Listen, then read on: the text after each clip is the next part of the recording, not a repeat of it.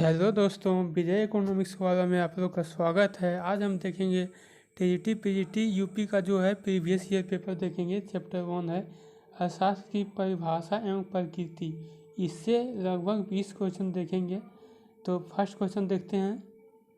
पहला क्वेश्चन है सूक्ष्म अर्थशास्त्र का जो संबंध है वो किससे है। पहला है सूक्ष्म अर्थशास्त्र का संबंध किससे है। मुद्रास्फीति का सिद्धांत से, आर्थिक विकास का सिद्धांत से, उपभोग फलन का सिद्धांत से, तो वस्तु कीमत निर्धारण सिद्धांत से। तो फर्स्ट का आपका आंसर होगा डी, वस्तु कीमत निर्धारण से सूक्ष्म अर्थशास्त्र का संबंध है। सूक्ष्म अर्थात छोटा, किसी व्यक्तिगत इकाई का जब अध्ययन करते हैं तो वो सूक्ष्म अर्थशास्त्र के अंतर्गत करते हैं, और बड़ा अध्ययन जब होता है तो वो राष्ट्रीय समष्टि के तहत होता है। सूक्ष्म के तहत व्यक्तिगत अध्ययन किया जाता है। नेक्स्ट क्वेश्चन देखते हैं। सेकंड क्वेश्चन है निम्नलिखित में से किस चर को आर्थिक विश्लेषण में प्रवाह चर नहीं माना जाता है। बताना है आर्थिक विश्लेषण प्रवाह में किसको प्रवाह चर नहीं माना जाता है। यहाँ प्रवाह था, छूट गया है। तो पूर्ति तथा मांग को, बचत तथा निवेश को, मुद्रा पूर्ति तथा सार्वजनिक ऋण को, डी है निर्यात तथा आयात को। तो बताना इसमें कौन सा होगा। इसमें आपका हो जाएगा सी, मुद्रा पूर्ति तथा सार्वजनिक ऋण को जो है स्टॉक माना जाता है। स्टॉक देखिए, मुद्रा पूर्ति तथा सार्वजनिक ऋण, मुद्रा का पूर्ति करना नहीं, ये स्टॉक है। स्टॉक है, ये प्रवाह नहीं है। ठीक है, प्रवाह नहीं माना गया है, बाकी सबको प्रवाह माना गया है। नेक्स्ट क्वेश्चन देखते हैं। तीसरा क्वेश्चन है मिश्रित अर्थव्यवस्था की मुख्य विशेषता क्या है। मिश्रित अर्थव्यवस्था की मुख्य विशेषता है पहला सार्वजनिक क्षेत्र तथा निजी क्षेत्र का सह अस्तित्व, बी है निजी क्षेत्र में बाजार तंत्र का प्रयोग, सी है आर्थिक योजना का प्रयोग, डी है इनमें से सभी। तो इसका जानते हैं कि जो मिश्रित अर्थव्यवस्था होता है वो उसमें क्या होता है, सार्वजनिक तथा निजी का सह अस्तित्व होता है, दोनों मिल के काम करते हैं। ठीक है, नेक्स्ट क्वेश्चन देखते हैं। चौथा क्वेश्चन है समष्टि अर्थशास्त्र का संबंध किससे है। संपूर्ण अर्थव्यवस्था से, केवल एक विशिष्ट क्षेत्र से, बैंकों के क्रियाकलापों से, इनमें से कोई नहीं। बताना है राष्ट्रीय अर्थशास्त्र समष्टि अर्थशास्त्र का संबंध किससे है। तो समष्टि का अर्थशास्त्र है संपूर्ण अर्थव्यवस्था से। थोड़ा सा देख लेते हैं आपका माइक्रो तथा मैक्रो। यहाँ आई है, आई मीन्स इंडिविजुअल जो अध्ययन करते हैं या किसी एक फर्म या किसी एक व्यक्ति की इकाई के बारे में अध्ययन किया जाता है वो तो माइक्रो के तहत किया जाता है। और एकदम बड़ा जैसे बाजार हो गया, बेरोजगारी हो गया, जनसंख्या, इस सब पर जो बड़ा बृहद क्षेत्र पर जो अध्ययन करेंगे तो क्या हो जाएगा, वो मैक्रो हो जाएगा। तो यहाँ क्वेश्चन क्या पूछा है, समष्टि अर्थशास्त्र का संबंध किससे है। तो समष्टि अर्थशास्त्र का संबंध संपूर्ण अर्थव्यवस्था से है। जब व्यष्टि कहेगा तो वो किसी खास फर्म के आधार पर रहेगा या किसी खास व्यक्ति या किसी खास फर्म के बारे में चर्चा करेगा। जहाँ समष्टि का बात आ जाता है वो संपूर्ण समुदाय के बारे में बात करता है, जैसे जनसंख्या हो गया, राष्ट्रीय आय हो गया, ये सब समष्टि के अंतर्गत आएगा। नेक्स्ट क्वेश्चन देखते हैं। चौथा हो गया। पांचवा, किसी वस्तु की पूर्ति से बोध होता है। किसी वस्तु की पूर्ति से क्या बोध होता है, वस्तु का वास्तविक उत्पादन, वस्तु का कुल विद्यमान स्टॉक, विक्रय हेतु उपलब्ध स्टॉक, समय की प्रति इकाई पर मूल्य विशेष पर विक्रय हेतु प्रस्तुत वस्तु की मात्रा। तो देखिए, वस्तु की पूर्ति क्यों करते हैं, मांग के लिए करते हैं, मांग मतलब बेचने के लिए करते हैं। तो इसको आ जाएगा वस्तु की प्रति इकाई पर मूल्य विशेष पर विक्रय हेतु प्रस्तुत वस्तु की मात्रा। पूर्ति क्यों करते हैं, तो पूर्ति हम लोग जो करते हैं वो क्यों करते हैं, तो पूर्ति किया जाता है विक्रय मूल्य के लिए। विक्रय के लिए किया जाता है। ठीक है, नेक्स्ट देखते हैं 6 नंबर। मिश्रित अर्थव्यवस्था का अर्थ क्या है? मिक्स्ड इकोनॉमी का अर्थ क्या है? मिक्स्ड इकोनॉमी का अर्थ है जिसमें निजी तथा प्राइवेट तथा गवर्नमेंट दोनों मिल के काम करता है, उसे कहते हैं मिश्रित अर्थव्यवस्था। तो इसमें हो जाएगा आपको कौन? निर्धन व अमीर का सहअस्तित्व, निजी सार्वजनिक उद्योगों का सहअस्तित्व। तो ये आपका 5वां का बी होगा, सॉरी 6ठा था वो। 6ठा मिश्रित अर्थव्यवस्था का जो संबंध है वो किससे है? मिक्स है तो निजी और सार्वजनिक दोनों होगा। नेक्स्ट देखते हैं 7वां। निम्न में से कौन सा भौतिक परिभाषा के अंतर्गत नहीं है? यानी कि भौतिक परिभाषा कौन कौन दिए हैं, कौन नहीं दिए, वो बताना है। तो एडम स्मिथ की परिभाषा, मार्शल की परिभाषा, रॉबिन्सन की परिभाषा तथा इनमें से कोई नहीं। कौन होगा इसमें? देख लीजिए, इसमें रॉबिन्स ने दिया था जो स्कैरसिटी का जो सिद्धांत दिया था वो रॉबिन्सन ने दिया था। और ये सब जो दिया वो भौतिक परिभाषा दिया है। आगे देखते हैं 8वां। पूंजीवादी में इसका भाव है। पूंजीवादी में किसका भाव होता है? देखिए यहाँ बोला है पूंजीवादी।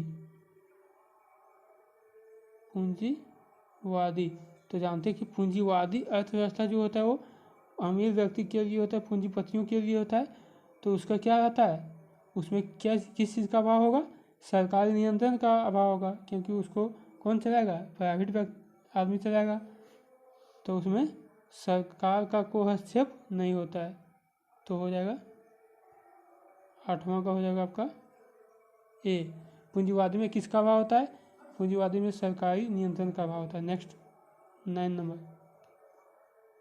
समाजवादी समाज में होता है कीमत तंत्र, योजना, सीमित सरकारी नियंत्रण, इनमें से सभी। तो देखिए समाजवादी जहाँ बात आ गया तो समाजवादी अर्थव्यवस्था को गवर्नमेंट के तहत ये चलता है। तो इसमें क्या होता है? इसमें कीमत तंत्र नहीं होता, इसमें लोगों को कल्याण के बारे में बात किया जाता है। ठीक है, इसमें योजना होता है योजना के बारे में बात किया जाता है। 10 नंबर देखते हैं। निम्नलिखित में से किसे अर्थव्यवस्था में धन माना जाता है? अर्थव्यवस्था में धन किसको माना गया है? सूर्य की किरण को, माँ का मातृत्व को, एक पेड़ की छाया को, आभूषण से। तो इसका है आभूषण।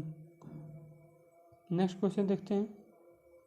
एक सिद्धांत है, सिद्धांत क्या है? एक मान्यता है, एक अधितव परिस्थापना है, एक परिकल्पना है, या ये एक प्रमाणिक परिकल्पना है? तो कोई भी सिद्धांत जब देता है तो उसके पीछे कोई ना कोई परिमाण यानी कि परिमाण पर रहता है, प्रमाणिक रहता है। यानी कि पहले सिद्धांत को सिद्ध किया जाता है, उसके बाद वो परिभाषा बनता है। तो वो क्या है? एक प्रमाणिक परिकल्पना है। कोई भी सिद्धांत प्रमाण उसका साबित होता है तो उसको सिद्धांत में माना जाता है। Next question.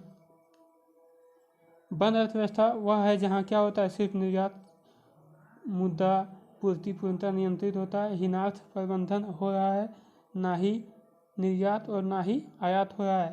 तो इसका हो जाएगा आपका बंद अर्थव्यवस्था। वैसा अर्थव्यवस्था होता है जहाँ आयात निर्यात बंद हो।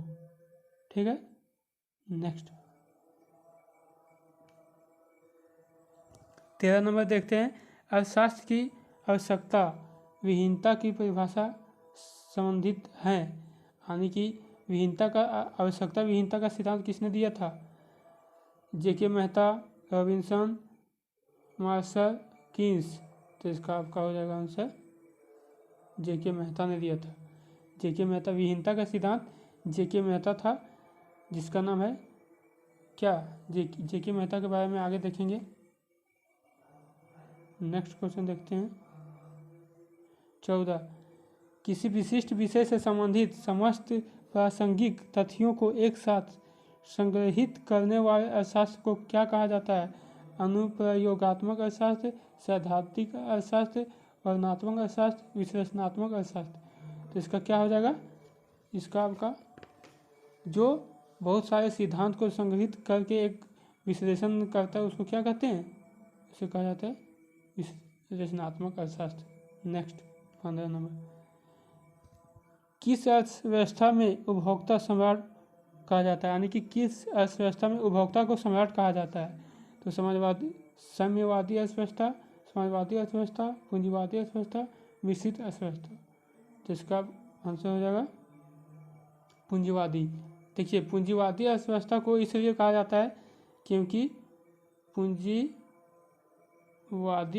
अर्थव्यवस्था में जो भी काम करता है वो कौन करता है, लोग अपना मूल्य का निर्धारण कौन करता है, उसमें किसी खास व्यक्ति के हाथ में रहता है तो वो उसका निर्धारण करता है। तो सम्राट उसको इसलिए कहा जाता है क्योंकि वो जब चाहता है तो उसका मूल्य बढ़ा भी सकता है मांग कम करके, और मांग घटा करके उसका मूल्य को कम भी कर सकता है और अधिक भी कर सकता है, यानी कि निजी व्यक्ति के नियंत्रण में रहता है, इसलिए उसे सम्राट कहा जाता है। नेक्स्ट देखते हैं, पैसे की कमी जनता के लिए उतना ही भयानक नहीं है जितनी कायर की कमी। यह कथन किसका था, कहा कि पैसा का कमी है तो कोई दिक्कत नहीं है, लेकिन काम का कमी मिल जाएगा तो बहुत ज़्यादा दिक्कत है। किसने कहा था, सरदार पटेल, बी है जवाहरलाल नेहरू, सी है महात्मा गांधी, डी है विनोबा भावे। तो इसका हो जाएगा आपका महात्मा गांधी ने कहा था। नेक्स्ट क्वेश्चन देखते हैं, 17 नंबर देखेंगे, प्रथम बार किस अर्थशास्त्री ने व्यष्टि एवं समष्टि, व्यष्टि तथा समष्टि अर्थशास्त्र को जैसे पदों का प्रयोग किया था, यानी कि सबसे पहले जो थे व्यष्टि और समष्टि अर्थशास्त्र का प्रयोग कौन से अर्थशास्त्री थे जो किए थे, ए है मिल्टन फ्रीडमैन, बी है रैगनर फिश, सी है जेमकिंस, डी है AC पिगू। तो इनका प्रयोग किया था कौन, रैगनर फिश ने किया था। इन्होंने अर्थशास्त्र को दो भागों में बांटा था, व्यष्टि और समष्टि। नेक्स्ट क्वेश्चन देखते हैं, अर्थशास्त्री में आवश्यकता विहीनता का सिद्धांत किसने दिया था। देखिए 18 नंबर, ये जो है आवश्यकता विहीनता का सिद्धांत किसने दिया है, महात्मा गांधी, जमशेद, फर्स्ट है महात्मा गांधी, सेकंड है जमशेद काय खुसरो। देखिए JK मेहता का नाम क्या है, JK मेहता का नाम है जमशेद काय खुसरो मेहता, सी है दादा भाई नौरोजी, डी है कोटरी। तो ये जो दिया था वो किसने दिया था, ये आवश्यकता विहीनता का सिद्धांत जमशेद काय खुसरो ने दिया था। नेक्स्ट 19 नंबर में मिलाना है कोड, डेविड रिकार्डो पूर्ति स्वयं अपनी मांग का एक तरफ दिया है, क्या इकोनॉमिस्ट का नाम, और ये जो सिद्धांत दिया वो किसका है उसके बारे में बताना है, कोड भी मिलाना है। देखिए डेविड रिकार्डो पूर्ति स्वयं अपनी मांग का उत्पन्न कर देता है, फिर मार्शल ब्याज एक निश्चित समय के लिए तरलता परित्याग करने का पुरस्कार है, जेमकिंस लगान भूमि की उपज का वह भाग है जो पूर्ति को भूमि के रूप में अति करता। देखिए भूमि लगान से संबंधित जो सिद्धांत दिया था वो किसने दिया था, वो दिया था आपका रिकार्डो। तो ये आपका हो जाएगा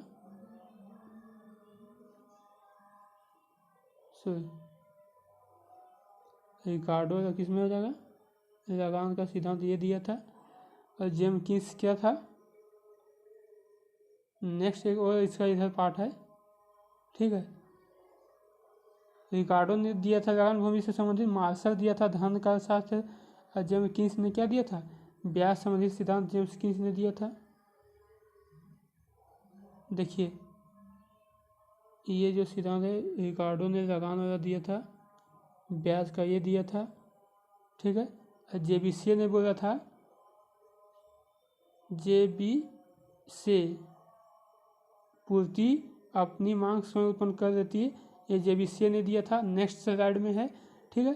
और नेक्स्ट में मार्शल के जो है वो दिए थे वो सिद्धांत, वो नेक्स्ट स्लाइड में देखिए इसमें है, आपका ये छूट गया है।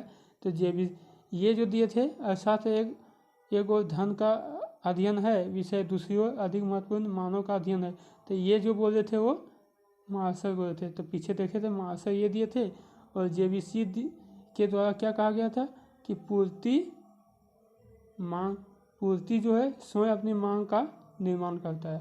तो पूर्ति स्वयं मांग का निर्माण जब इससे, और मानव धन जो है, धन के बारे में जो बोले थे अर्थशास्त्र धन का विज्ञान, वो मार्शल ने बोले थे। नेक्स्ट 20 नंबर देखते हैं। आर्थिक सिद्धांत में सेटेरिस पेरिबस शब्द का प्रयोग सूचित करता है। तो क्या सर इस प्रयोग करता है? ये मांग व पूर्ति समान रहता है, इन बातें समान रहता है, पूर्ण रोजगार की दशा पाई जाती है, आघात और आगम स्थिर रहता है। देखिए तो हम लोग पढ़े थे, आप लोग भी पढ़े होंगे, इन बातें सेटेरिस पेरिबस में इन बातें समान, जैसे हम बोलते हैं यूटिलिटी में, उपयोगिता में, कि एक अतिरिक्त इकाई का उपयोग करने से क्या होता है, यूटिलिटी घट जाता है। यदि n बार समान नहीं रहेगा तो फर्स्ट बार में यदि आप किसी एक व्यक्ति को 5 रोटी खाने वाला है तो फर्स्ट में आपको उसको आधा रोटी तोड़ के दीजिएगा, तो आप आधा दीजिएगा तो अब फिर दीजिएगा तो उसका तो यूटिलिटी बढ़ ही जाएगा, क्योंकि उसको जितना चाहिए उतना नहीं मिल रहा है।